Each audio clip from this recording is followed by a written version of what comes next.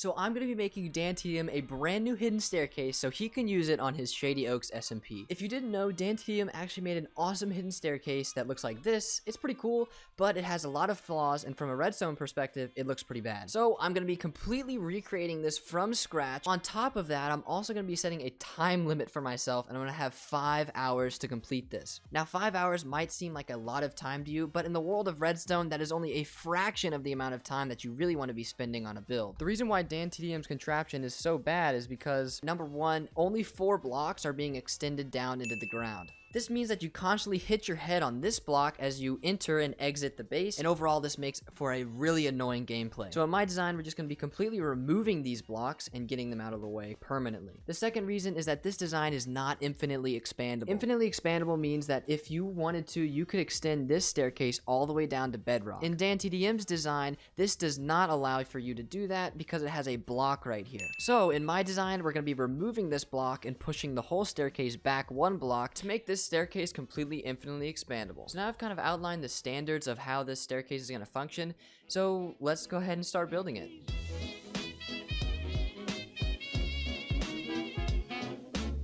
So I start with the piston layout. Now if you don't know, the piston layout is all of the pistons required to move all of the blocks out of the way so the door can actually function. This step is necessary for every single redstone contraption, and it is the first step that you do generally. We do this step first because we want to establish a base to the redstone contraption, so then we can work off of that point. This piston layout is pretty complicated because we got a lot of trapdoors and block swappers, but once we get it all in place, we can start with the redstone.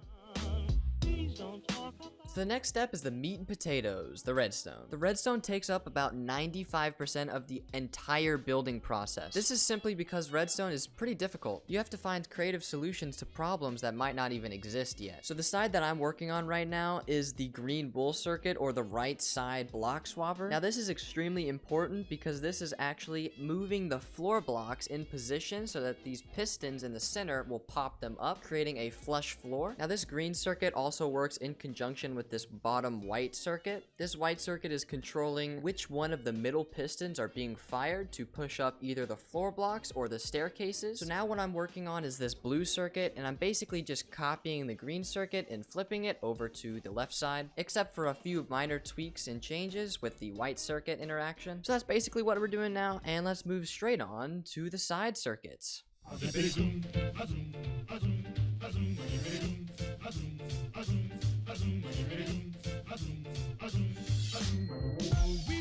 So now I'm building these side circuits outlined in gray wool. Now this circuit actually controls the 2 back trapdoors that are going to be removing the last 3 blocks of the floor. Now this is not your typical trapdoor. A normal trapdoor looks something like this, where you have blocks underneath the pistons so that the pistons can easily be powered.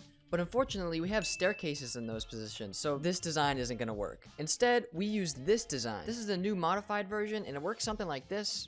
Pretty cool, and that's what we're building right now.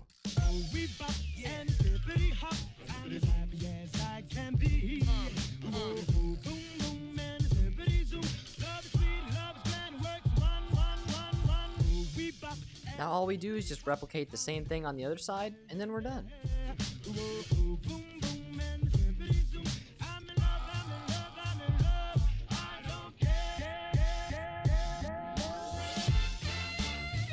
So there you have it. That's it. That's the design. I managed just to finish under 3 hours, which is pretty awesome, and it looks absolutely amazing. Now this design definitely isn't the best, it isn't the fastest, and it isn't the most compact, but this design is pretty awesome, and it does fix some of the issues addressed in the beginning of the video. Now just a disclaimer, I'm not putting any hate on the design that DanTDM made, because that design is truly pretty impressive. Now I will say that building Minecraft redstone contraptions, especially like this one, takes a lot of time and a lot of effort. So just the simple fact of completing it is a huge achievement, so if anyone builds it and if anyone succeeds in building it, then great job. Anyway, I hope you guys enjoyed that one. That was a lot of fun to put together. If you did, please make sure to leave a like. I streamed all of this over on my Twitch. Make sure to follow that there. If there's any other questions, please leave them down in the comments below, and I will be posting another tutorial pretty soon, so make sure to stay tuned for that. Thanks so much. I'll see you in the next one, and goodbye.